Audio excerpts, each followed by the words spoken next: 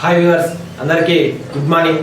Welcome back to morning news with Raj Kumar with RK Telangana TV. ఫస్ట్గా మనం morning న్యూస్లోకి అయితే వెళ్ళిపోదాం. మార్నింగ్ న్యూస్లో చూసుకున్నట్టయితే వెలుగు పేపర్లో ఫస్ట్ చూసుకున్నాం. వెలుగులో చూసుకున్నట్టయితే UNHRC నుంచి రష్యా అవుట్, ఉక్రెయిన్లో మానవ హక్కుల ఉల్లంఘనలకు పాల్పడుతున్న UN హ్యూమన్ రైట్స్ కౌన్సిల్ నుంచి రష్యాను యునైటెడ్ నేషనల్ సస్పెండ్ చేసింది. ఈ మేరకు అమెరికా ప్రవేశపెట్టిన తీర్మానాన్ని US జనరల్ అసెంబ్లీ ఆమోదించింది. ఈ తీర్మానానికి అనుకూలంగా 39 దేశాలు, వ్యతిరేకంగా 24 దేశాలు ఓటు వేశాయి. ఇండియా సహా 58 దేశాలు ఓటింగ్ కు దూరంగా ఉన్నాయని చెప్పేసి ఉక్రెయిన్ ఏదైతే ఉందో అక్కడ రష్యా అవుట్ అని చెప్పేసి ఉక్రెయిన్ నుంచి అవి ఏవైతే ఉన్నాయో వాళ్ళకి ఓటింగ్ పద్ధతిలో వాళ్ళకి గెలిచడం జరిగింది. దాని పరంగా రష్యా అవుట్ అని చెప్పేసి అదొక వార్త. తర్వాత చూసుకున్నట్టయితే మా అమ్మ చనిపోయినా పలకరించలే, కేసీఆర్ కనీసం ఫోన్ కూడా చేయలేదు, గవర్నర్ తమిళసై ఆవేదన అని చెప్పి చెప్పుకోవచ్చు. తర్వాత చూసుకున్నట్టయితే గవర్నర్ కాకపోయినా మహిళా గారినైనా గౌరవం ఇవ్వరా? రాష్ట్రంలో డ్రగ్స్ తో యువత నాశనమవుతున్నారు. ఈ విషయంలో ఓ తల్లిగా బాధపడుతున్నా. ప్రభుత్వ హాస్పిటల్లో పరిస్థితి దయనీయంగా ఉంది, యూనివర్సిటీలు పట్టించుకోలేరని వాక్యాన్ని చెప్పే చెప్పుకోవచ్చు. డైరెక్ట్ ఎవరు చెప్తున్నారు? గవర్నర్ గారే చెప్తున్నారు, మేము కాదు కదా చెప్పేది. ఇప్పుడు ఏముంది, ఏదైతే రాష్ట్రంలో హాస్పిటల్ ఉన్నా అవి పూర్తిగా పాడుపడ్డాయని చెప్తున్నారు. తర్వాత యువత మొత్తం కూడా డ్రగ్స్ కి అలవాటు అయిపోయిందని చెప్తున్నారు. తర్వాత యూనివర్సిటీలో పట్టించుకుంటలేని కేసీఆర్ అని చెప్పి చెప్తున్నారు. పూర్తిగా చూసుకున్నట్టయితే ఏదైతే ఎడ్యుకేషన్ వ్యవస్థ ఉందో అది పూర్తిగా నాశనం చేసే దిశగా తెలంగాణ రాష్ట్ర ప్రభుత్వం పోతుందని చెప్పేసి చెప్పిన విషయం అన్నట్టుగా. అటు చూసుకున్నట్టయితే ప్రభుత్వ హాస్పిటల్, యూనివర్సిటీలు కూడా పట్టించుకునే పరిస్థితులు మన రాష్ట్రం ఉంది.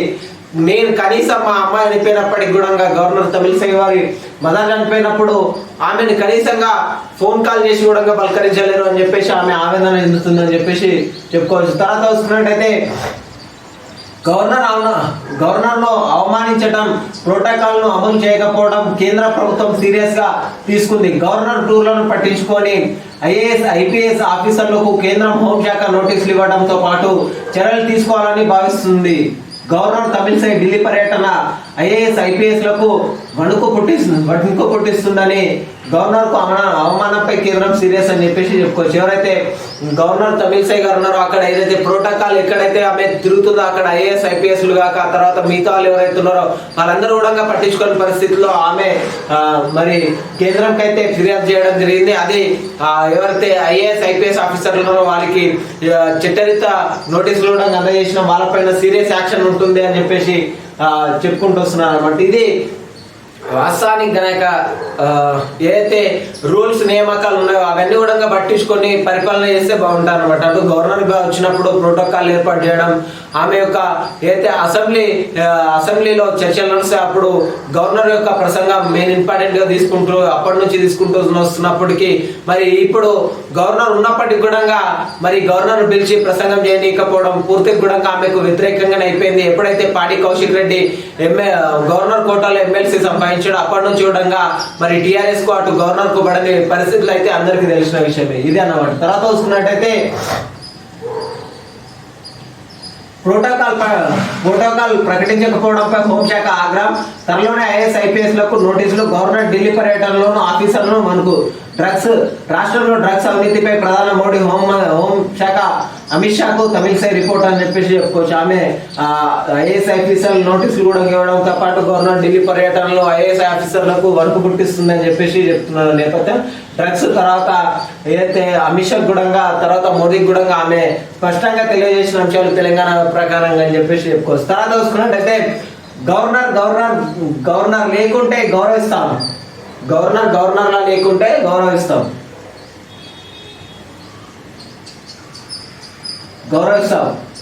తనకు తానే ఏదో ఊహించుకుంటే మేమేం చేయాలి? మంత్రి కేటీఆర్ మాట్లాడే ముందు ఆలోచించుకోవాలి. గవర్నర్ వ్యవస్థకు మేము అవమానించలేదు, గవర్నర్ కావడానికి అడ్డురాని రాజకీయ నేపథ్యం కౌశిక్ రెడ్డికి అడ్డొచ్చిందా అని ప్రశ్నిస్తున్నారని చెప్పేసి చెప్పుకోవచ్చు. ఏంటి మరి మీకు గవర్నర్కి అవమానించినట్టుగానే ఉంటే అసెంబ్లీ సమావేశాల్లో గవర్నర్కి ఎందుకు విలువలేరు? యాదాద్రి టెంపుల్కి వచ్చినప్పుడు మీరు ప్రోటోకాల్ ఎందుకు నిర్వహించలేరు? మరి ఇవన్నీ కూడా తెలుసు, ప్రజలకు అందరికీ కూడా తెలుసు, ప్రజలు కూడా చూస్తున్నారని చెప్పేసి నిన్న తమిళసై గారు కూడా చెప్పడం జరిగింది. మీరందరూ కూడా గవర్నర్ లేకుంటే మేమేం చేస్తాం, గవర్నర్ లేకుంటే మేమేం చేస్తామని చెప్పేసి అంటున్నారు కేటీఆర్ గారు. మీరులా ఉన్నారా? మరి మీరు మీ పదవిని సక్రమంగా నిర్వహిస్తున్నారా? మీ పదవి కాలంలో ప్రజలు స్వతంత్రంగా బతుకుతున్నారా అని చెప్పేసి కూడా ఒక్కసారి ఆలోచించుకోండి. ఇది తర్వాత వస్తున్నట్టయితే భార్యాభర్తలు వేరువేరుగా ఉండాలి. చైనాలో కరోనా కేసులు పెరుగుతుండటంతో ఆకాంక్షలు అమలు చేస్తున్నారు. భార్యాభర్తలు కలిసి నిద్రపోవద్దని, కలిసి తినొద్దని, ముద్దులు కూడా పెట్టుకోవద్దని సూచిస్తుందని చెప్పుకోవచ్చు. మళ్ళీ కూడా చైనాలో కరోనా కేసులు మళ్ళీ యథావిధిగా పెరుగుతున్న నేపథ్యంలో అక్కడ లాక్డౌన్ కూడా నిర్వహించడం జరిగింది. అదేవిధంగా భార్యాభర్తలు కూడా కలిసి తినొద్దు, కలిసి తిరగొద్దు, కలిసి పడుకోవద్దు, కలిసి ముద్దులు కూడా పెట్టుకోవద్దు అని చెప్పేసి డైరెక్ట్ చైనా అనేది చెప్పడం జరిగింది. మరి మీరు కూడా మళ్ళీ కరోనా అనేది తీవ్రత పెరుగుతుంది కాబట్టి మీరు కూడా జాగ్రత్త ఉండాలని చెప్పేసి చూస్తున్నాం. తర్వాత చూసుకున్నట్టయితే పాక్ నేషనల్ అసెంబ్లీ రద్దు చెల్లదు. పాకిస్తాన్ ప్రధానమంత్రి ఇమ్రాన్ ఖాన్ కు ఎదురు దెబ్బ తగిలింది. అవిశ్వాస తీర్మానానికి కూర్చోడం నేషనల్ అసెంబ్లీని రద్దు చేయడానికి పాకిస్తాన్ సుప్రీంకోర్టు తప్పుపట్టింది అని చెప్పేసి చెప్పుకోవచ్చు. అక్కడ ఏదైతే అసెంబ్లీ పాకిస్తాన్ అసెంబ్లీ ఉందో అది రద్దు చేయడం జరిగిందని చెప్పేసి తెలిసిన విషయం కదా. దానిపైన మరి అక్కడ సుప్రీంకోర్టు అనేది తీవ్ర వ్యతిరేకంగా ఉంది. ఏ విధంగా మీరు రద్దు చేస్తారో ఇది పూర్తిగా రాజ్యాంగాన్ని విరుద్ధంగా ఉంది అని చెప్పేసి ఆ రద్దునైతే ఆపడం జరిగిందని చెప్పేసి చెప్పుకోవచ్చు. అది ఇమ్రాన్ ఖాన్ కు భారీ షాక్ అని చెప్పేసి చెప్పుకోవచ్చు. తర్వాత చూసుకున్నట్టయితే టాటాను వచ్చేసింది. టాటా సూపర్ యాప్ టాటాను గురువారం లాంచ్ అయింది. ఉప్పు నుంచి కార్లు, ఏసీలు, ఎయిర్లైన్స్ వరకు వివిధ సెక్టర్లను బిజినెస్ చేస్తున్న టాటా గ్రూప్ తన ప్రొడక్ట్లను, సర్వీసులను టాటాను ద్వారా అందించడం జరుగుతుందని చెప్పుకోవచ్చు. టాటా యాప్ వచ్చేసింది. అక్కడ ఉప్పు నుంచి కార్ల వరకు ఏదైనా కూడా మీరు ఆన్లైన్లోనే పర్చేజ్ చేయొచ్చు అని చెప్పేసి యాప్ అనేది లాంచ్ చేయడం జరిగినట్టుగా మనకి కనిపిస్తుంది అనమాట. తర్వాత చూసుకున్నట్టయితే కేంద్రం చివరి గింజ కొనేదాకా కోట్లాడుతాం. రాష్ట్ర వ్యాప్తంగా మంత్రులు, టీఆర్ఎస్ ప్రజాప్రతినిధులు నిరసనలు, రైతుల కోసం ధర్నా పోరాటం చేస్తున్న మంత్రులు తెలంగాణ కేంద్రం విపక్ష చూపిస్తుందని మండిపడ్డాడు. ఇవాళ రైతు ఇళ్లపై నల్ల జెండా ఎగరేయాలని పిలుపు అని చెప్పుకోవచ్చు. వీళ్ళు రోజు ఒక ధర్నా ఇస్తున్నారు. మరి వీళ్ళ ధర్నాలకేమో టీఆర్ఎస్ నాయకుల కోసమేమో పోలీసులు సెక్యూరిటీ ఇస్తారు. మిగతా వాళ్ళు ఎవరైనా ధర్నా చేస్తే మాత్రం అరెస్టులు చేస్తారు, క్రమంగా ఇచ్చేస్తారు అనమాట. ఇది అట్లుంటాయి. నిన్న చూసినాం కదా మనము, రేవంత్ రెడ్డి గారు పాదయాత్ర ఏదైతే ర్యాలీ తీస్తామని చెప్పేసి అన్నారో అక్కడ ముఠాముఠిగా పోలీసులు కూడా వెళ్ళేసి ఆ ర్యాలీకి ఆపేందుకు తీవ్ర ప్రయత్నాలు చేసినప్పటికీ ఆగని ర్యాలీ అని చెప్పేసి చెప్పుకోవచ్చు. ఇది ఈ విధంగా వీళ్ళకేమో భద్రత కల్పిస్తారు, వాళ్ళకేమో భద్రత కట్టుదిట్టంగా చేస్తారని చెప్పేసి చెప్పుకోవచ్చు. ఈ విధంగా ఉంటుంది. తర్వాత చూసుకున్నట్టయితే టీఆర్ఎస్ లీడర్లది కమిషన్ల నిరసన. ఎస్ఆర్ ఫీజ్ నీళ్లను కాళేశ్వరం నీళ్లుగా చెప్తున్నారు వివేక్. కేసీఆర్ తప్పుడు నిర్ణయాలు, తప్పుడు ప్రచారానికి విమర్శ. రైతుల కోసం 1000 కోట్లు ఖర్చు చేయలేవా? ఈటల ఉమ్మడి వరంగల్ జిల్లా రైతు సదస్సులో పాల్గొన్న నేతలు అని చెప్పుకోవచ్చు. ఏదైతే టీఆర్ఎస్ లీడర్లు ఉన్నాయో అవి కేవలం ఆ అమౌంట్ కోసం మాత్రమే, డబ్బుల కోసం మాత్రం వాళ్ళు నిరసనలు చేస్తున్నారు తప్పితే మిగతా రైతులకు ఉపయోగపడే విధంగా లేదని చెప్పుకుంటూ వస్తున్నారు వివేక్ గారు అని చెప్పేసి చెప్పుకోవచ్చు. తర్వాత చూసుకున్నట్టయితే మంత్రి మల్లారెడ్డి 70 చెట్లను నరికించిండు. జనాలకు తన బిల్డింగ్ కనబడతలేదని నిర్వాహకం మంత్రి కావడంతో ఏమి చేయలేకపోతున్నా అధికారులు అని చెప్పుకోవచ్చు. ఎవరైతే మంత్రి మల్లారెడ్డి గారు ఉన్నారో ఇక్కడ రోడ్డు పైన చెట్లు ఉన్నాయి, అవన్నీ కూడా 70 చెట్లు నరికించడం జరిగిందని చెప్పుకోవచ్చు. మరి అర్థారం కింద చెట్లు పెడతారు, ఊళ్ళల్లో సామాన్య ప్రజలు వీకేస్తేనేమో వాళ్ళకేమో ఫైన్లు వేస్తారు. మరి ఇక్కడ 70 చెట్లు నరికేసిందని బహిరంగానే తెలుస్తుంది కదా. మరి దీనిపైన ఎవరు చర్యలు తీసుకోరు? అంటే ఆడు సామాన్యుడి పైన చర్యలు తీసుకుంటారు, ఉన్నోరి పైన చర్యలు తీసుకోరు, అంతే కదా. అధికారంలో ఉన్నాడు కదా, మేమేం చేయలేమని చెప్పేసి మీరు అనుకుంటారు కదా. బిల్డింగ్ కనిపిస్తలేదని చెప్పేసి 70 చెట్లు నరికేసినాను. ఇది మరి ఇట్లా నిర్వహిస్తున్నప్పటికి కూడా తెలంగాణ పోలీస్ శాఖ ఉంది, ఆయనకు కమ్ము కాస్త తప్పితే ఆయనకి ఏమని అంటారా?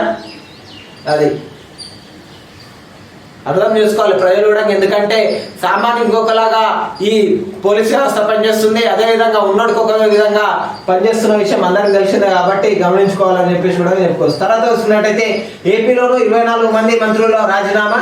ఏపీలో 24 మంది మంత్రులు రాజీనామా చేశారు. కొత్త మంత్రివర్గం ఈ నెల 11న ప్రమాణ స్వీకారం చేయనుంది. పాత కేబినెట్ లోని 5గురిని కొనసాగించే అవకాశం ఉందని చెప్పి చెప్పుకోవచ్చు. అక్కడ ఏదైతే 2.5 ఏళ్లుగా ఒక మంత్రివర్గానికి ఇంకా 2.5 సంవత్సరాలు ఇంకో మంత్రివర్గానికి అప్పచెప్పడం జరుగుతుందని చెప్పేసి దానిలోనే నేపథ్యంలో 24 మందిని రాజీనామా చేసినట్టుగా తెలుస్తుంది. తర్వాత చూసుకున్నట్టయితే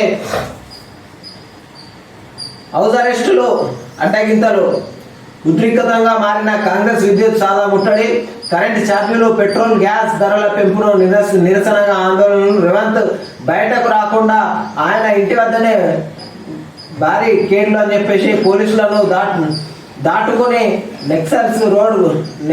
నెక్లెస్ రోడ్కు నేతలు ఖరీదాబాద్ ఫ్లైఓవర్ వద్ద భారీ కేడ్లను దూకి విద్యుత్ సాధకు పిసిసి చీఫ్ లీడర్ అని చెప్పి చెప్పుకోవచ్చు. నిన్న నెక్లెస్ రోడ్ లో భారీ ర్యాలీ తీయడం జరిగింది. ఆ ర్యాలీలోని పాల్గొన్న రేవంత్ రెడ్డి గారు ఆయన ఇంటి దగ్గరనే అరెస్ట్ చేసినప్పటికీ ఆయన మరి అవన్నీ కూడా దాటుకుని వచ్చి ఆయన నిన్న నెక్లెస్ రోడ్ లో భారీ ర్యాలీ అయితే తీయడం జరిగింది. పెట్రోల్ గ్యాస్ అవన్నీ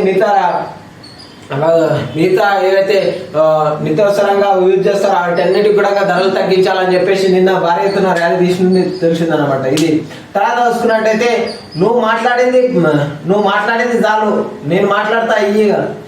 రైతు దీక్షలోను ఎంపీ కవిత నుంచి మైక్ గుంజేసుకున్న ఎమ్మెల్యే శంకర్ నాయక్ అని చెప్పి చెప్పుకోవచ్చు. మంత్రి ఎర్రవెల్లి ఉన్నారని వేదికపైకి రాని ఎమ్మెల్యే నరేందర్ ఉమ్మడి వరంగల్ జిల్లాలోను టీఆర్ఎస్ లోను బగ్గుమన్న విభేదాలు అని చెప్పి చెప్పుకోవచ్చు. టీఆర్ఎస్ లీడర్లోనే ఐక్యత లేదని చెప్పేసి ఇక్కడ మాట్లాడుకోవచ్చు అనమాట.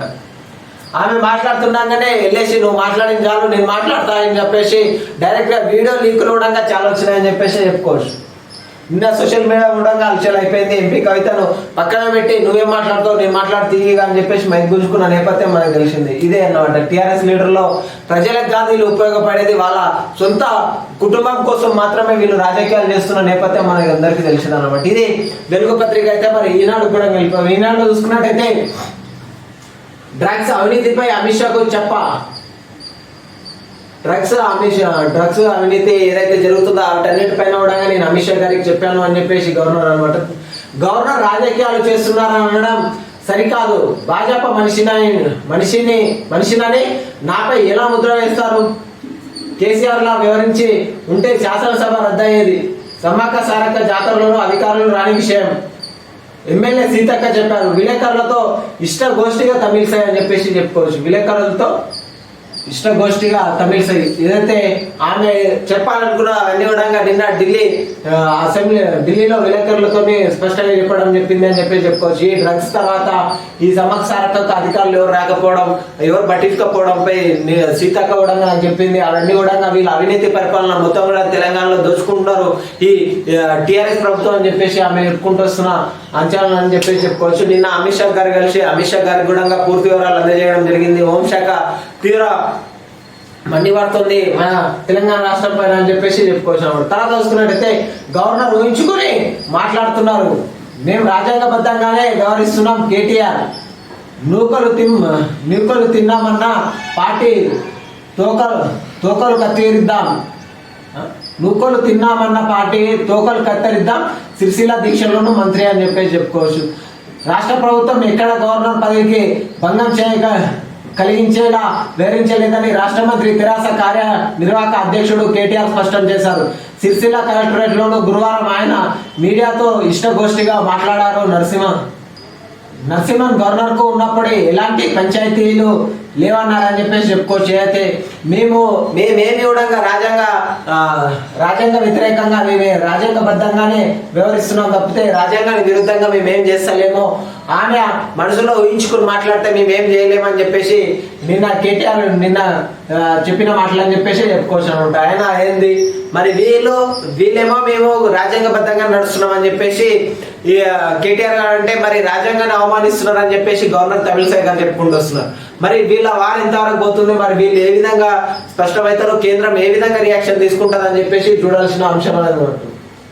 తర్వాత చూసుకున్నట్టయితే పాక్ జాతీయ అసెంబ్లీ పునరుద్ధరణ, డిప్యూటీ స్పీకర్ నిర్ణయాన్ని కొట్టివేసిన సుప్రీంకోర్టు, అవిశ్వాసంపై రేపు ఓటింగ్ నిర్వహణ ఆదేశం, ఇమ్రాన్ ఖాన్ కు అనుభవమైన ఎదురుదెబ్బ అని చెప్పుకోవచ్చు. ఇమ్రాన్ ఖాన్ ఏదైతుందో అసెంబ్లీ రద్దు అయిపోతుంది అనుకున్నాడు, కాకపోతే దానికి సుప్రీంకోర్టు ఏదైతుందో అది వ్యతిరేకంగా రావడంతో ఆయనకు తీవ్ర ఎదురుదెబ్బ తగిలిందని చెప్పుకోవచ్చు. తర్వాత చూసుకున్నట్టయితే సుప్రసిద్ధి సంస్థలకు తెలంగాణ నిలయం, రాష్ట్రంలో రూపాయలు 1000 కోట్లు పెట్టుబడికి ముందుకు వచ్చిన కోకోకోలా బండ తిమ్మాపూర్లోను భారీ పరిశ్రమ అవగాహన ఒప్పందం కార్యక్రమంలోని మంత్రి కేటీఆర్ అని చెప్పుకోవచ్చు. ఏదైతే ప్రపంచ స్థాయి సంస్థలు తెలంగాణ కేంద్ర స్థానంగా మారింది. పరిశ్రమలో ఐటీ శాఖల మంత్రి కేటీ రామారావు తెలిపారు. ఉత్తర దక్షిణ భారత్ రాష్ట్ర వారధిగా ఉందని, పెట్టుబడితోనూ పాటు ఉత్పత్తులు ఎగుమతులు సరళతర వ్యాపార నిర్వహణ అత్యంత విశ్వాసమైన గమ్యంగా ఎదిగిందని తెలిపారు. హిందుస్థాన్ కోల్కతా బెవరేజెస్ అని చెప్పి సంస్థలు తెలంగాణలో 1000 కోట్లు పెట్టుబడితో సిద్దిపేట సమీపంలోని బండ తిమ్మాపూర్లోను సీతాలపాయని పండ్ల రసాలు శుద్ధి చేసిన నీటి ఫ్యాక్టరీ తయారు పరిశ్రమలు ఏర్పాటు చేస్తుందని చెప్పుకోవచ్చు అనమాట. అది కూడా సిద్దిపేటలో చేస్తున్నారని చెప్పుకోవచ్చు. ఇవన్నీ కూడా పరిశ్రమలు ఉన్నాయన్ని ఐటీ సెక్టర్లు అవన్నీ కూడా సిద్దిపేటకు సిరిసిల్ల తీసుకపోతే మరి మిగతా డిస్ట్రిక్ట్ల పరిస్థితి ఏం కావాలి, మిగతా నియోజకవర్గాల పరిస్థితులు ఏం కావాలని కూడా ఆలోచించేసి, ఎందుకంటే ప్రతి ఒక్కరు కూడా సిద్దిపేట తీసుకుపోవడం, ప్రతి ఒక్కటి సిద్దిపేట డెవలప్మెంట్ చేయడం, మరి ఈ విధంగా కొనసాగితే మరి తెలంగాణ వ్యాప్తంగా ఎప్పుడు డెవలప్మెంట్ అవుతుంది, తెలంగాణ ఎప్పుడు డెవలప్మెంట్ అయితే తెలంగాణలో ఉన్న నిరుద్యోగులకు తెలంగాణ రాష్ట్ర వ్యాప్తంగా ఎప్పుడు ఉద్యోగాలు వస్తాయని కూడా ఆలోచించుకోవాలి. ప్రతి ఒక్కరు కూడా సిద్దిపేటలో తీసుకుపోయి కోకోకోలా 1000 కోట్లతో మేము అక్కడ పెట్టుకుంటున్నాం అంటే అక్కడ ఉన్న వాళ్ళకు గవర్నమెంట్ జాబ్స్ వస్తాయి, అక్కడ ఉన్న వాళ్ళకు మంచి కంపెనీలకు జాబ్స్ వస్తాయి. మరి మిగతా నియోజకవర్గ వాళ్ళు ఏం చేసారో ఆలోచించుకోవాలన్నమాట. తర్వాత చూసుకున్నట్టయితే ఉద్రిక్తత కాంగ్రెస్ విద్యుత్ సౌదా ముట్టడి, కేంద్ర రాష్ట్ర ప్రభుత్వాలు దోచుకుంటున్నాయన్న రేవంత్ అని చెప్పుకోవచ్చు. నిన్న ఇందిరాగాంధీ విగ్రహం దగ్గర నుంచి ర్యాలీ వెళ్తున్న నేతలు జీవన్ రెడ్డి, బట్టి విక్రమార్క, రేవంత్ రెడ్డి, మధుయాస్కి, అంజనేన్ కుమార్ తదితరులు అని చెప్పుకోవచ్చు. ఏదైతే నిన్న ఇందిరాగాంధీ విగ్రహం నుంచి ధర్నాకైతే చేసారు వాళ్ళు, కేంద్రం రాష్ట్రం కలిసి ప్రజలను దోచుకుంటుంది అని నిన్న భారీ ఎత్తున ర్యాలీ తీసిన విషయం తెలిసిందన్నారు. తర్వాత చూసుకున్నట్టయితే 31 రోజులు 387 కిలోమీటర్లు బండి సంజయ్ పాదయాత్ర ఖరారు. 14న జోగులాంబ శక్తిపీఠం వద్ద ప్రారంభం అని చెప్పుకోవచ్చు. 14వ డేట్ నుండి బండి సంజయ్ గారు పాదయాత్ర నిర్వహిస్తున్నారు, 2వ విడత అని చెప్పుకోవచ్చు. తర్వాత చూసుకున్నట్టయితే కలవకుర్తి సోమశీల మధ్య జాతీయ రహదారి కేంద్ర ఆర్థిక వ్యవహారాలు కమిటీ ఆమోదం, రూపాయలు 886 కోట్లతోని మంజూరు అని చెప్పుకోవచ్చు. తర్వాత వస్తున్నట్టయితే ఏపీ పరిశ్రమలపై పిడుగు, పవర్ హాలిడే ప్రకటించిన ప్రభుత్వం, వారంతా సెలవు కాక మరో రోజు మూత, 24 గంటలు పరిశ్రమలు 50% నడవాలి అని చెప్పుకుంటున్నాను అనమాట. ఏపీలో కరెంట్ నిర్వహణ పవర్ హాలిడే ఇవ్వడంతో అక్కడ ఉన్న వాళ్ళకి కేవలం 24 వాళ్ళకు ఒక రోజు సెలవుతో పాటు ఇంకా అధికంగా సెలవు లభిస్తుంది అని చెప్పుకుంటున్నాను. తర్వాత చూసుకున్నట్టయితే ఇది ఈనాడులో వచ్చిన ప్రధాన వార్తలు అనమాట. తర్వాత చూసుకున్నట్టయితే ఆంధ్రప్రదేశ్కి వెళ్ళిపోయాం. ఆంధ్రప్రదేశ్లో ఉక్రెయిన్లో చేరిన విద్యార్థుల సొంత దేశంలోనే ప్రాక్టికల్ ట్రైనింగ్స్, ఉక్రెయిన్ మెడికల్ వర్సిటీల నిర్ణయం అని చెప్పుకోవచ్చు. ఉక్రెయిన్లో ఎవరైతే విద్యార్థులు చదువుకున్నారో వాళ్ళకి వాళ్ళ దేశాల్లోనే, సొంత దేశాల్లోనే వాళ్ళకి ప్రాక్టికల్స్ నిర్వహిస్తారు అని ఉక్రెయిన్ మెడికల్ యూనివర్సిటీ చెప్పడం జరిగింది అనమాట. ఈ విధంగా చూసుకున్నట్టయితే ఒకటి చిన్న ఆలోచించాలి. ఉక్రెయిన్లో ఉన్న వాళ్ళను మేము భారతదేశంకి తీసుకుని వచ్చినాము అని మన భారతదేశం గొప్పగా మాట్లాడుకుంటున్న ప్రజలు కావచ్చు, నాయకులు కావచ్చు, ఎవరైతే ఉన్నారో వాళ్ళందరూ కూడా ఎగ్జాక్ట్ గా ఓట్లు ఎప్పుడైనా ఉన్నాయంటే మరి ఓట్లు వేయడానికి ఉక్రెయిన్ నుంచి వస్తారా భారతదేశానికి? ఓట్లు వేస్తారా వాళ్ళందరూ? ఒక్కసారి ఆలోచించాలి. వాళ్ళకి ఖర్చు పెట్టే బడ్జెట్లోనూ తెలంగాణ రాష్ట్ర భారతదేశం యొక్క ఎన్నో కుటుంబాలకు కూడా మీరు మంచి చేయొచ్చు. ఎందుకు వాళ్ళకు పట్టించుకుంటున్నారు? వాళ్ళు ఉన్నోళ్ళ పిల్లలు వాళ్ళు వస్తారు ఎట్లా అట్లా, వాళ్ళని మీరు పట్టించుకొని ఇక్కడ ఎవరైతే ఉన్నారో వాళ్ళని పట్టించుకోకపోవడం, వాళ్ళు ఏదైతే విదేశాలకి చదువుకునేంత వాళ్ళకి స్తోమత ఉన్నప్పుడు వాళ్ళకి గవర్నమెంట్ ఇంకా హెల్ప్ చేయాల్సిన అవసరం ఏముంది? వాళ్ళు ఓట్లు వేయడానికి మాత్రం రాదు. ఇట్లాంటి సహాయాలేమో గవర్నమెంట్ నుంచి కావాలి. అట్లయితే ఎవరికైతే ఓట్లు వేస్తారో వాళ్ళకే కదా మీరు సేవ చేయాలి. అప్పుడే కదా ఓటు యొక్క ప్రాధాన్యత ప్రజలకు తెలిసి వస్తుంది. అదనమాట. ఎందుకంటే వాళ్ళేమో విదేశాల్లో పోయి చదువుకుంటారు, విదేశాల నుంచి ఎప్పుడన్నా ఇండియాకి వచ్చి ఓటేసి పోయిన వాళ్ళు ఎవరైనా ఒక్కరైనా ఉన్నారా? లేరు. మరి ఓటేని వాళ్ళకి మీరు రక్షణ ఎందుకు ఇస్తున్నారు? ఎక్కడన్నా కొన్ని పోతే పోయినారు. భారత రాజ్యాంగం వాళ్ళకి ఇలాంటి హక్కులు ఇవ్వలేదు కాబట్టి సైలెన్స్గా కూర్చోవాలి. ఓటేస్తేనే వాళ్ళకి హక్కులన్నీ కూడా చెందుతాయి. కాబట్టి మనకు ఓటేయనప్పుడు మనకి ఎందుకు ఇంకా ఆ విధంగా ఆలోచించాలి గవర్నమెంట్, స్టేట్ గవర్నమెంట్ కానీ సెంట్రల్ గవర్నమెంట్ కానీ. నేతలను తలుచుకుంటే పాడిపోయేది, నేను తలుచుకుంటే ప్రభుత్వమే పడిపోయేది. బడ్జెట్ సమావేశాలకు అనుమతి ఇవ్వకుండా 15 రోజులు పెండింగ్లో పెడితే అసెంబ్లీ రద్దయ్యేది. ఎన్నికైన ప్రభుత్వాన్ని పడగొట్టడం నాకు ఇష్టం లేదు. కనీస మర్యాద కూడా లేని ముఖ్యమంత్రి కేసీఆర్ నా తల్లి మరణిస్తే పలకరించడానికి ప్రధాని హైదరాబాద్ వస్తే స్వాగతం పలకలేదు. జన్మదిన శుభాకాంక్షలు చెప్పినా స్పందించలేడు. మేడారం యాదాద్రిలోనూ ప్రోటోకాల్ పట్టించలేదు. బీజేపీ ప్రతినిధిగా యాదాద్రిలోనూ వెళ్ళాలని అంటారా? ఢిల్లీలోని విలేకరులతో ఇష్టగోష్ఠిగా గవర్నర్ తమిళిసై కేటీఆర్ సీఎం చేయాల్సి వస్తుందనేమో రాజ్భవన్తోనే వివాదం పెట్టుకున్నారని వాక్యాన్ని చెప్పుకోవచ్చు. ఇది మొత్తం కూడా నాకు ఎప్పుడైతే వాళ్ళ అమ్మ చనిపోయిందో అప్పుడు కూడా మమ్మల్ని పలకరించలేరు. తర్వాత వస్తున్నట్టయితే ఆయనకు మేము జన్మదిన శుభాకాంక్షలు చెప్పినప్పుడు ఆయన మమ్మల్ని మళ్ళీ రిటర్న్లో పలకరించలేదు. మళ్ళీ బీజేపీ నాయకురాలుగా నేను యాదాద్రికి పోయినా అని చెప్పేసి మాట్లాడుకుంటూ వస్తున్నారు. జరిగిన వ్యతిరేకత మరియు అవన్నీ మూడంగా ఉన్నాయో అవన్నీ కేంద్ర హోంశాఖతో ఆమె మాట్లాడిన విషయాలు మనకు తెలుస్తున్నాయి అన్నమాట. తర్వాత సర్కార్పై తీవ్ర వ్యతిరేకత, విద్యా వైద్యం ప్రభుత్వం నిర్లక్ష్యం, క్షేత్రాలపై బీజేపీ పుంజుకోవాలి, రేవంత్ ప్రజలను ఆకట్టుకుంటున్నారని మోదీ అమిత్ షాకు గవర్నర్ రిపోర్ట్. గవర్నర్కు అవమానించడంపై ప్రధాన హోంశాఖ సీరియస్ అని చెప్పేసి చెప్పుకోవచ్చు. ఈ విధంగా వారు ఏదైతే ఉందో విద్యా వైద్యాలు ప్రభుత్వం నిర్లక్ష్యం చేస్తుంది. ఇలాంటి టైంలో అక్కడ తెలంగాణలో మరి రేవంత్ రెడ్డి ప్రజలందరూ కూడా గుంజుకుంటున్నాడు. ఇలాంటి టైంలోనే బీజేపీ కూడా అక్కడ ఉంటే బాగుంటుందని చెప్పేసి చెప్పుకుంటూ వస్తున్న మాటలు అనమాట. తర్వాత చూసుకున్నట్టయితే ఇమ్రాన్ ఖాన్ కు సుప్రీంకోర్టు షాక్, డిప్యూటీ స్పీకర్ నిర్ణయంగా రాజ్యాంగ విరుద్ధం అని చెప్పేసి చెప్పుకోవచ్చు. ఏదైతే పాకిస్తాన్లో వాళ్ళు అసెంబ్లీ రద్దు చేసిరో ఆ అసెంబ్లీ రద్దు చేయడానికి అక్కడ ఉన్న సుప్రీంకోర్టు అనేది నిరాకరించినట్టు తెలుస్తుంది. దాంతోనే వాళ్ళకి సుప్రీంకోర్టు షాక్ ఇచ్చింది పాకిస్తాన్ ఇమ్రాన్ ఖాన్ అని చెప్పేసి చెప్పుకోవచ్చు. తర్వాత వస్తున్నట్టయితే కరెంటు ధర్నా ఉద్రిక్తం, విద్యుత్ సౌత్ ముట్టడికి కాంగ్రెస్ శ్రేణుల యత్నం, అడ్డుకున్న పోలీసులు, రేవంత్ సహా నేతల గృహ నిబంధన. తర్వాత మళ్ళీ అనుమతి, నెక్లెస్ రోడ్ కు కాంగ్రెస్ నేతలు, అక్కడి నుంచి విద్యుత్ శాఖ ముట్టడికి యత్నం, బారికేడ్లు ముళ్ళ కంచెలతో అడ్డగించిన పోలీసులు, దోపిడీలో మోడీ కేసీఆర్లు కలవలు, టీపీసీసీ చీఫ్ రేవంత్ రెడ్డి ప్రభుత్వాలు మొండి వైఖరి, ఇబ్బందులు ఉత్తమ్ కుమార్ రెడ్డి అని చెప్పి చెప్పుకోవచ్చు. అయితే కరెంట్ ఉద్రిక్తత అవన్నీ అవి నిన్న ధరలు చేపట్టడం జరిగింది. ఇక్కడ పోలీసులు కూడా వాళ్ళకి అనుమతించని నేపథ్యం తెలిసిందే. ఫస్ట్ ఏమో ధర్నాకి వాళ్ళకి ఏదైతుందో అది నిరసనకి వాళ్ళు పర్మిషన్ ఇచ్చినట్టే తెలుస్తుంది. కాకపోతే వాళ్ళు ర్యాలీ చేసే పరిణామంలోనే అందరికి కూడా హౌస్ అరెస్టులు చేయడము, మరి దానివల్ల అక్కడనే ప్రగతి భవన్ ఉండడం వల్ల అక్కడ కూడా కొంచెం సెక్యూరిటీ అయిపోతుంది అని చెప్పేసి ఆ విధంగా వాళ్ళు మళ్ళీ పోలీసులు అనేది ఆ ర్యాలీని అనేది తీయకుండా చేసిన నేపథ్యం నిన్న మనకు తెలిసినది అనమాట. అంతా జరిగినప్పటికీ కూడా అక్కడ వాళ్ళు ర్యాలీ అనేది తీయడం జరిగింది. కాంగ్రెస్ నేతలు అక్కడ రేవంత్ రెడ్డి గారు, తర్వాత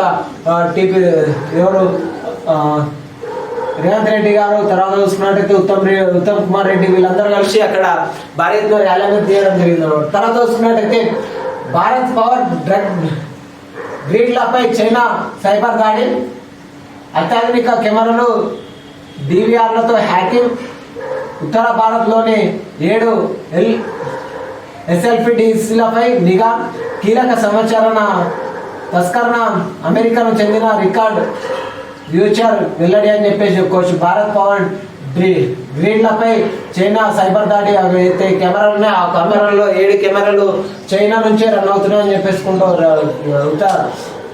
ఉత్తర భారతదేశంలోని 7 ఎస్ఎల్డిసిలపై నిఘా అని చెప్పేసి చెప్పుకుంటూ రావచ్చు అనమాట. చైనా అనేది సైబర్ క్రైమ్ గా మారిపోతుంది. చైనా నుంచి సైబర్ క్రైమ్ దాడి జరుగుతుంది ఉత్తర భారతదేశంలో అని చెప్పేసి చెప్పుకోవచ్చు. తర్వాత చూసినట్టయితే హైకోర్టు ఆదేశించిన వివరాలు ఇవ్వడం లేదు. టాలీవుడ్ డ్రగ్స్ కేసులోని కోర్టు ధిక్కరణ పిటిషన్ చేసిన ఈడీ సిఎస్ సీట్ డైరెక్టర్ కు హైకోర్టు నోటీసులు అని చెప్పి చెప్పుకోవచ్చు. హైకోర్టు ఆదేశించిన విధంగా వివరాలు ఇవ్వడం లేదు ఈ డ్రగ్స్ పైన అని చెప్పి చెప్పుకోవచ్చు. ఎందుకు ఇస్తారు? అందరూ కూడా వాళ్ళ ఎమ్మెల్యేలు ఎంపీల పిల్లలు వాళ్ళే ఉంటే ఏ విధంగా ఇస్తారు మరి హైకోర్టుకు? ఇయ్యరు కదా. అదే జరుగుతుంది కదా. తర్వాత చూసినట్టయితే 1000 కోట్లతోనూ రాష్ట్రంలో కోల్కతా రెండో ఫ్యాక్టరీ, సిద్దిపేటలో ఫ్యాక్టరీ పెడుతున్నారు 1000 కోట్లతో అని చెప్పేసి చెప్పుకోవచ్చు. తర్వాత వస్తున్నట్టయితే కరోనా బాధితుల్లోనూ 6 ఏళ్ల దాకా బ్లడ్ క్లాట్ 2 నెలల పాటు రక్తస్రావ ప్రమాదం.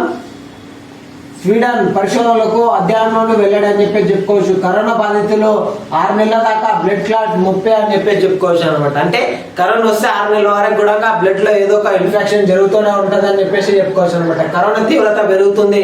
అటు చైనాలో మళ్ళీ లాక్డౌన్ విధించడం జరిగింది. అక్కడ కూడా చూడొచ్చు, భార్యాభర్తలు కూడా కలిసి తిరగొద్దు, సపరేట్ గా ఉండాలి. ఎందుకంటే కరోనా తీవ్రత మళ్ళీ పెరిగిపోయిందని చెప్పేసి చెప్పుకోవచ్చు. అదే విధంగా మళ్ళీ కూడా ఇండియాకి రాదు అనుకోని మీరందరూ కూడా భయం లేకుండా మీరు తిరిగిరు అనుకో, అదే కరోనా మళ్ళీ ఇండియాకి వస్తే మళ్ళీ లాక్డౌన్ వస్తే మళ్ళీ ఎన్నో కుటుంబాలు రోడ్డు మీదకి రావాల్సి వస్తాయి. కాబట్టి అందరూ కూడా మాస్కులు, శానిటైజర్ యూజ్ చేసుకుంటూ మళ్ళీ కూడా మనం ఏదైతే జాగ్రత్తలు తీసుకోవాలో తగిన జాగ్రత్తలు తీసుకొని మంచిగా ఉంటే బాగుంటుంది అని చెప్పేసి కూడా చెప్పుకోవచ్చు. తర్వాత చూసుకున్నట్టయితే భారత సైన్యంలోనికి అగ్నివీరులు అగ్నిత్ ద్వారా రిక్రూట్మెంట్లు 3 ఏళ్ల పాటు సైన్యంతో జవాన్ ఛాన్స్ ఖాళీ నేపథ్యంలోని కేంద్రం నిర్ణయం అని చెప్పేసి చెప్పుకోవచ్చు.